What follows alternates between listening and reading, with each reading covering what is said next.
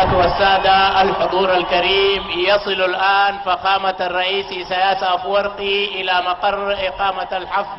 فلنرحب به جميعا.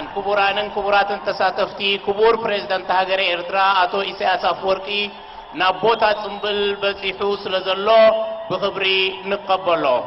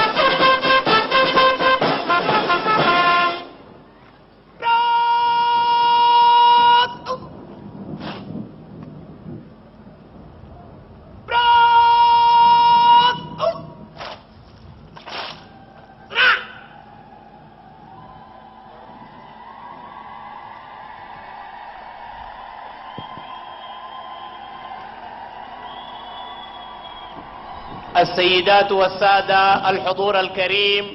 إذانا لبدء فقرات الاحتفال الرسمي بذكرى اليوبيل الفضي لاستقلالنا، لنقف جميعا دقيقة صمت استذكارا لأرواح الشهداء. كبرات تساتفتي وقعويت بالبروراوي يوبيليو ناتنتنا مدباتنا نمجمار نزخر سماعتات حفنبل.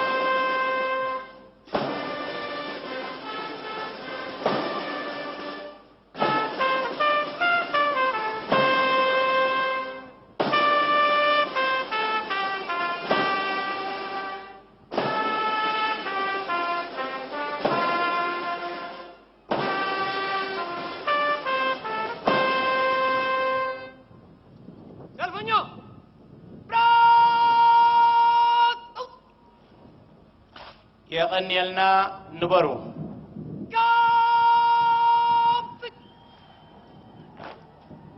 السيدات والسادة، تصل الآن شعلة الاستقلال التي قامت بالترحال حول ربوع الوطن ابتداء من 15 من يناير من مدينة الصمود من نقفة، وها هي الآن تصل إلى رحاب الحرية في ميدان الفاتح من سبتمبر. كبران تساتفتي اتان خبرن زخرن إذا عباي علت كاب عسرت حمشت الري جميرا كاب تأمرت صنعتن ناتنتن زخونت كتما نغفا اب قعزو اب ملاء كبابيتات جغننت زور رحتن زقنيتن شق حجي ناب ميدا بحت مسكرم بس حالامو بخبري نقبلا.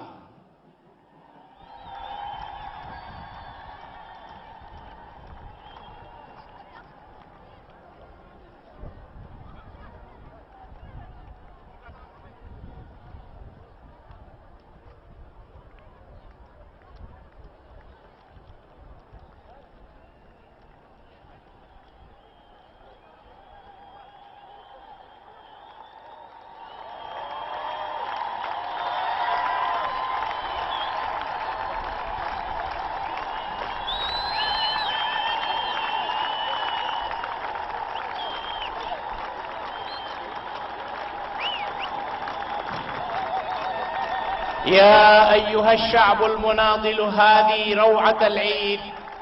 فاستذكر المجد واهتف بالأناشيد. هذا النعيم الذي قد كنت تنشده ها قد منحك إياه.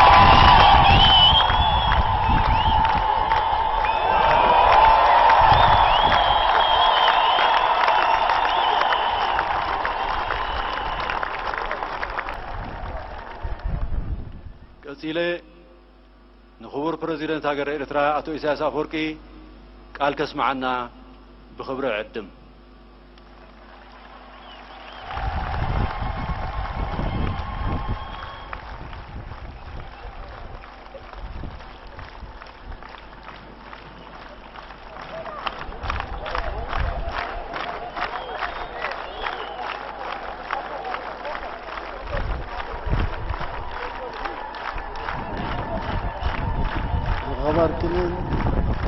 بخبركم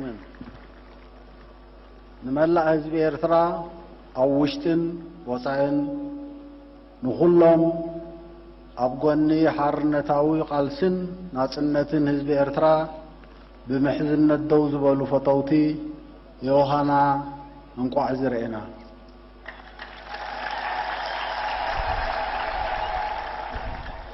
نازي عزوز عقاطامي رزنوتو نمعراق كاوصاي زنغدو إرتراويان كلهم بموات كوميشن باهلن سبورتن حيال صعرن أدناقي أبركتون زغبرو هصانات منእሰያት ተማሃሮ ናይ ወፃኢን ዘቤታውን ጥበባውያን ስፖርተኛታት ኩሎም ካልኦት ኣድማዒ ኣበርክቶ ዝገበሩ ልዑል ምስጋና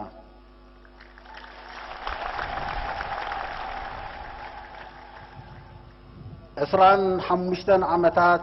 ወይ ርብዒ ዘመን መኸተን ልምዓትን ካበይ ኣበይ ናበይ ካበይ ከም ዝተበገስና ኣበይ ከም ዝሃሎናን ከም ዘሎናን ናበይ ከም እንግስግስን መኸተናን ልምዓትናን ብኸመይ ስለምንታይ ከይዕወት ናጽነት ብኸመይ ተጨቢጡ ብኸመይ ከይሕሎን ይህነጽን ዝብል ሕቶታትን ጉዳያትን ምልዓል ኣማቲ መርሓ ጎደናና ስለ ዝኸውን ኣብ ደቂቕ ዝርዝራት ከይኣተኹ ኣብ ዝዕዙዝ ዕለት ቆላሕታ ኣሕዋፍ ክህቦ ክፍትን እየ መኸተ ባህልን ቅርስን እዩ ባህሊ ከዓ ኣብ ዝተወሳሰበ ስርዓተ ክብርታት ዝንደቕ እዩ ስርዓተ ክብርታት ኣብ ሓደ ህሞት ወይ እዋን ብሃንደበት ወይ ብዕድል ዘይኮነ ግዜ ኣብ ዝወስድ ከቢድ በዳሂ መስርሕ ዝውህለልን ዝዕቀብን ዝወራረስን እዩ ኣይግዛእን ኣይፀዓድን ኣይዋረድን ምባል ምክብባርን ምትሕልላይን ሓድነትን ስኒትን ውህደትን ትብዓትን ተወፋይነትን ሓርበኛነትን መስዋዕትነትን ስራሕን ዓያይነትን ኣፍራይነትን ተባላሕነትን ጽንዓት ኣብ ገጽ ፈታኒ ብድሆታት ሕላገታት ክብርታትናን ምስጢራት ዓወታትናን እዮም መኸተናን ገስጋስ ልምዓትናን ከዓ ብኣታቶም ዝልካዕን ትረጋገጽን እዩ ርብዒ ዘመን ናጽነት ኣብ መኸተን ልምዓትን ኣብ ናይ 50 ዓመታት ጽኑዕ ዝመሰረቱ ዘሕብን ታሪኽ ዝተነጥቀይ እቲ 50 ዓመታት ከም ሓደ ህዝቢ ክንህነጽን ክንከውንን ዝበቃዕናሉ መዛዘሚ መስርሕ ስለ ዝኾነ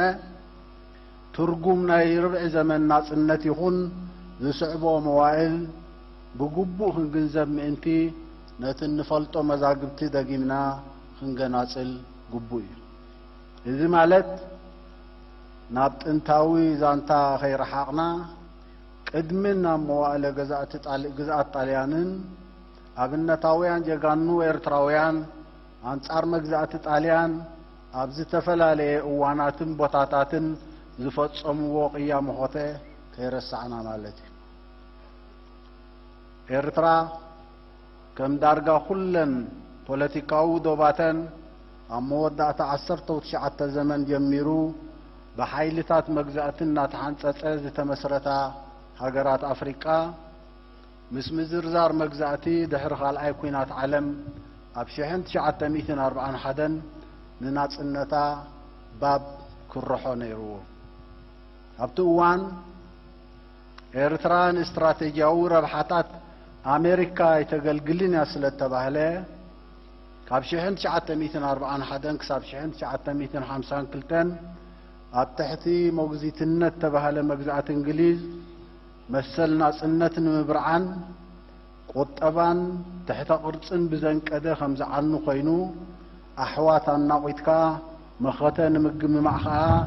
مرزام شرحتات تخايدي كاب شحن تشعت 250 كلتن كساب شحن تشعت 260 كلتن بسم فدرالاو مقران لإيرتران هزبان أبناء وكلنا مجزأتن ملحق مقتلتا ودي تفتنو كاب شحن تشعت 260 كلتن كساب شحن تشعت 274 مجزأتي بوكلنا خون مقبارن مخته حزب إيرتران مشفلاقن بأمريكان نايزوبا سبكيدانان نسرعات هاي لسلاسية بمدقاف وراراتن قفتاتن تفجمن كاب شحن تشعت 274 كساب شحن تشعت 291 بحبرة سوفيت نبرن سبكيدانان فتحاو قالسن ناسنت بغزيف وتهدراو مكينا نمدهاخ ناي كنتو هكنا تغايدي كل زفص عمتات زي مسرت 5 عمتات نايزي زحلف ربع زمن ناصنتنا ابزي ازيو زي تمطاطنا معريت وايكويشن صمدو حزب إيرترا نتومنا تبراريو مسلنا صنتون مقصاي زودهو عالماويان حيلتاتن كدمتومن بخمي سعروم لعل كله وانا نحقن اب حلال مريتون سلذخونه بقندقا او وشت 5 عمتات ناي مخته اوان ناي مخته بحلون سرعات خبرتاتون نخلعه نقحات نعمقنا برخن ودابيون السلالفون ورصصه عتقون بالحتو طناتون الرغه كاوديتات كدعتن طلمتن وشلخلخن بكلنا نشاطون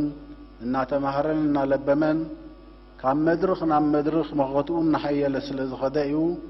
እቲ ምዕሪት ጽምዶ ናብ ረብሓ ሓቅን ናጽነትን ወዲቑ ምዝ ጽኑዕ መሰረት ተዛሚዱ ኻዩ ናይ ዝሓለፈ ረብዒ ዘመን መኸተን ልምዓትን ዝግምገም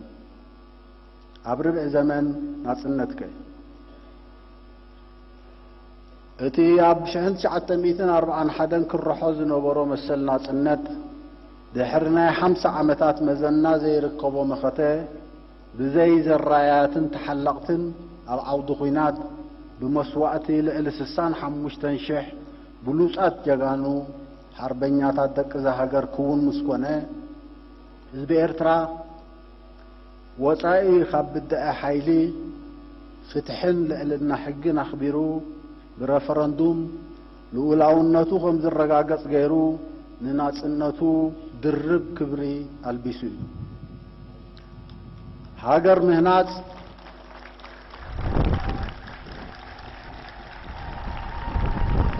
هاجر مهنات قداماوي امام كوانت نبره هنصت تاوشت سفح زوباو متحببارن طوي هواهون كيسسن مئنتي قدم زخونه خالق مس حزب ኢትዮጵያ ኣብ ዝገፍሐ ማዕድኻ ኣብ ዞባ ቀርነ ኣፍሪቃን ቀይሕ ባሕርን ማእከላይ ምብራቕን ባይታን ንምጥጣሕ ህዝብን መንግስትን በሃናጽ ጽምዶ ክነጥፍ ተበጊሱ እቲ እዋን ዝሑል ኩናት ዘኸተመሉን ንሓድሽ ዓለማዊ ስርዓት ገፊሕ እድል ዝተኸስተሉን ኣጋጣሚ ስለ ዝነበረውን ተስፋ ዝህብን أتبابعني نيرو بتزتقيسه زوباون زبيتاون شططات خاب سمعيتاو سناي دليت وصعي ودعاون كجبت زخلني نيرو ሃንቀውታን ተበግሶታትን ግን ምስኩውን ምዕባለታት ኣይተጣዓመን ስለምንታይ ድሕሪ ምኽታም ዝሑል ኩናትን ክስተት ሓድሽ መዋእልን ሓደ ካብቲ ንዝተፈላለየ ምዕባለታት ዞባና ሓያል ኣሉታዊ ጽልዋ ዝገበረ ዘሕዝን ተርእዮ ምስ ምብትታን ሕብረት ሶቪየት ነበር ስርዓት ኣሜሪካ ዝመርሖ ቐጽሪ ነቲ ክስተት ከም ታሪኻዊ ኣጋጣሚ ንዕብለላ ክምዝምዞ ስለ ዝሰስዐ ብዝንቡዕ ኣናበባ ደጊም ዓለም ናትና እያ ተባሂሉ ጸጋታትን ሃብትን ዓለም ብሒትካ ንምግባት ብወተሃደራዊ ሓይሊ ዝዳረግ ዝኾነ ኸይትስእ ተወዳደርቲ ክኾኑ ዝኽእሉ ምቕያድ ልዑል ቴክኖሎጂን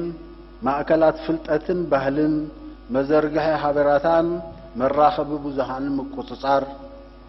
ዓለም ኣብ ዞባታት ከፋፊልካ ብኩላት መልሕቓት ወይ መጋበርያ ምምሕዳር ሕግን ልዕልና ኣህጉራዊ ሕግን ረጊጽካ ዓለማውን ዞባውን ውድባት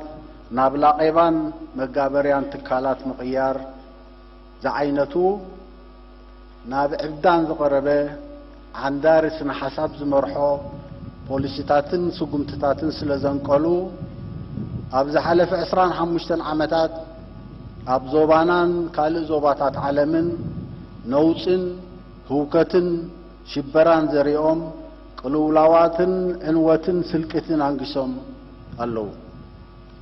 ናይ ርብዒ ዘመን ክውንነት ብድሆታትን ተጻብኦታትን ናጽነትና ከዓ ምስኡ ብወድዓዊ ተዛማድነት ዝረአ ኣፈለማ ቅድመ ሓርነት ኤርትራ ኣብ ዝኾነ ኣጋጣሚ ተላዒሉ ዘይፈልጥ ጉዳይ ልዑላውነት ሓንሽ ተወሊዑን ተሳዊሩን ዘስደምም ሕጋዊ መደምደምታ ተገይሩሉ ከዓ ተዓጽዩ እቲ ዛንታ ነዊሕ እኳ እንተኾነ እቲ ዕላማ ሓደ ካብ ንኤርትራ ኣብ ዕንክሊል ዶባዊ ግጭታት ኣእቲኻ ብሰንፈላል ኣዳኺምካ ናብ ኣጀንዳ ዕብለላ ንምርዓም ዝተሃንደሰ መጻወድያ ምንባሩ ግን ትንታነ ዝሓትት ኣይኮነን ኣብ 1998 ከም መቐጸልታ ናይ ሓንሽ ኣጀንዳ ዝኾነ ሕጋውን ፖለቲካውን ምኽንይነት ዘይነበሮ ብቡራኬን ቀጥታዊ ምትእታውን ዋሽንግተን ብምስምስ ዶባዊ ምስሕሕ ኣባድመ ካልእ ኩናት ተኣውጁ ንኽልተ ዓመታት ብዝኾነ መጎት ዘይምኽነ ክሳራታት ከም ዝወርድ ኮይኑ ንኽብረት ናጽነትን ልዑላውነትን ኤርትራ ኣስታት 19,000 ጀጋኑ ዜጋታት ተሰዊኦም ክልተ ዓመታት ብዝወሰደ ዳንነት ኣብ 2002 ናይ መወዳዕታን ቀያድን ውሳኔ ተዋሂቡ እንተኾነ ብቁሉዕ ምትእትታው ዋሽንግተን ውዕላትን ኣህጉራዊ ሕግን ውሳኔን ተረጊጹ ልዑላዊ መሬት ኤርትራ ንልዕሊ 14 ዓመታት ኣብ ትሕቲ ወራር ክዓኑ ጸኒሑ ኣሎ እዚ ከም ዝኾነ ተራ ፍጻሜ ዘይርአ استراتيجياو زوباو نوصي نا أجندة عبللا أقال الكا زيرئ مخصبات نيروي مغنياتو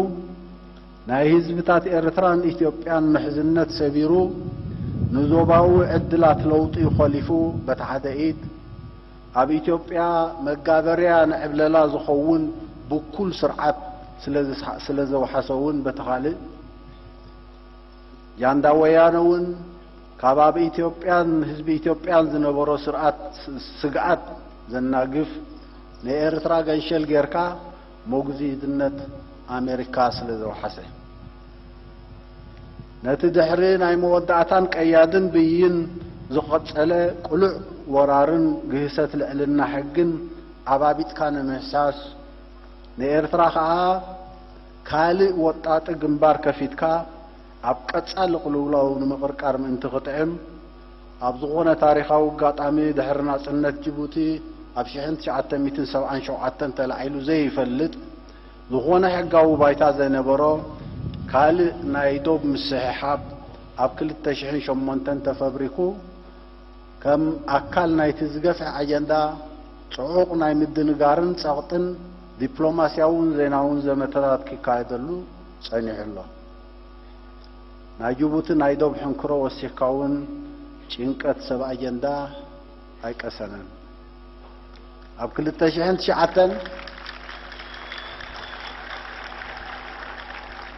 2009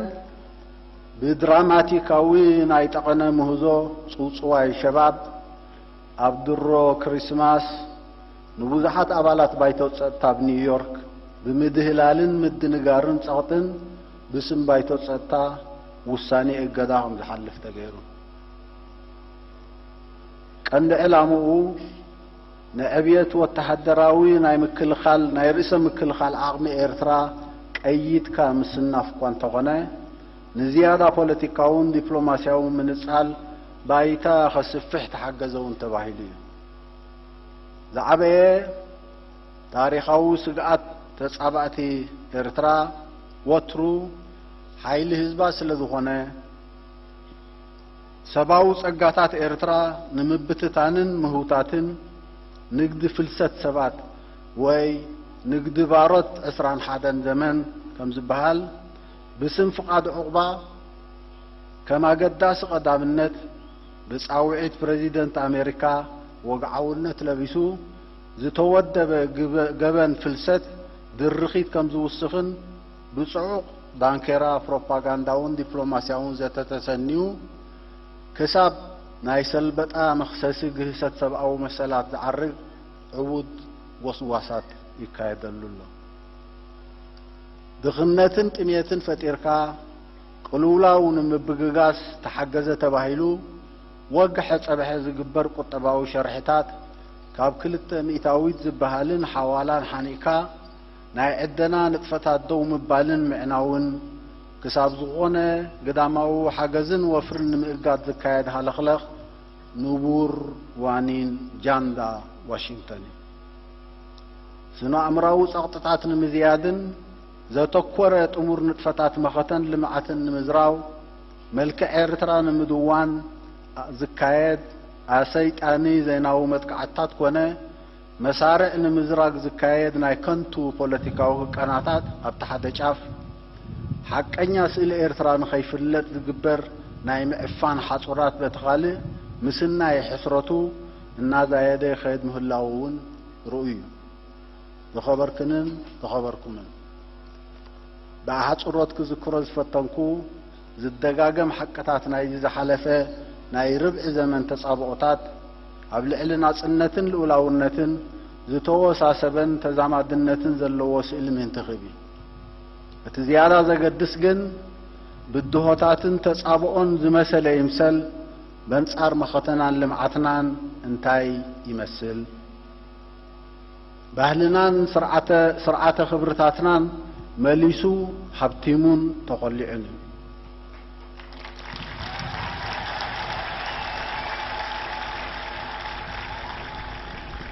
ኩሉ ጎናዊ ሕጋዊ ፖለቲካዊ ዜናዊ ዲፕሎማስያዊ ድሕነታዊ መኸተና ደርሚሱ እዩ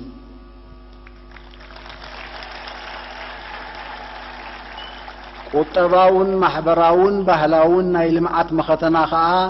ምስናይ ድሩትነት ጸጋታትን ቀጻሊ ዕንቅፋታትን ኣገደስቲ መድረኻት ሰጊሩ ኣብ ዝበረኸ ባይታ ደይቡ ናብ ዝዓበየን ዝሰፍሐን ፕሮግራማትን ምስግጋር ኣብ ምምራሽ ይርከብ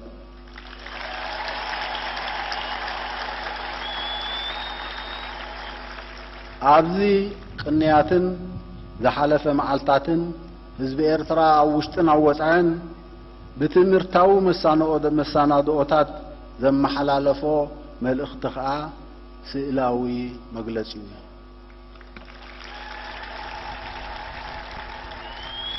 ዝኸበርኩምን ዝኸበርክንን ናይ ርብዒ ዘመን ናጽነት መኸተን ልምዓትን ስርኢና ዝተማቒርና ናይቲ ዝመጽእ ርብዒ ዘመን ከ ደጊመ ንመጻኢ ኸነማዕዱን መርሓ ጎደናና ኸነነጽርን ምእንቲ ናይቲ ዝሓለፈ ርብዒ ዘመን መኸተን ልምዓትን ዝርዝራት በብዓውዶም ብደቂቕ ተዘርዚሮም ክስነዱ እናዘኻኸርኩ ማለት ሓደ ህውኽ ፈተነታት ተገይሩ እኳ እንተኾነ ካብዛ መዓልቲ ጀሚርና ኣብ ኩሉ ግንባራትን ክንፍታትን ጽፍሕታትን ነካይዶ ሕጋውን ዲፕሎማስያውን ዜናውን ፖለቲካውን መኸተ ብዓጸፋ ኃይልን ድርኺትን ዝበለጸ ውዳበን ምውሃሃድን ክንግስግሰሉ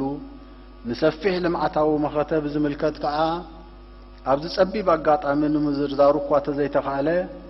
ስዒቡ ኣብ ካልእ ኣጋጣሚ ብሰፊሕ ቀርብ ስለ ዝኾነ ናይ መጻኢ ዓበይትን ሰፋሕትን ፕሮግራማትና ከም ወትሩ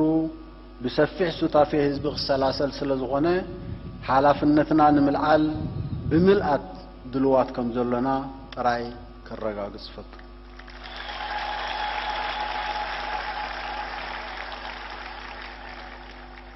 ዘለዓለማዊ ክብሪ ነቶም ናጽነትን ልኡላውነትን ዘውሓሱ የጋኑ ሰማዕታት ክብርን ሓበንን ንዘይጸዓት ህዝቢ ኤርትራ ምስጋናን ሞሳን ንመሪሕ መኸተን ልምዓትን ዝኾነ ሓይልታት ምክልኻል ኣብ ወርቃዊ ኢዮቤልዩ ይራኽበና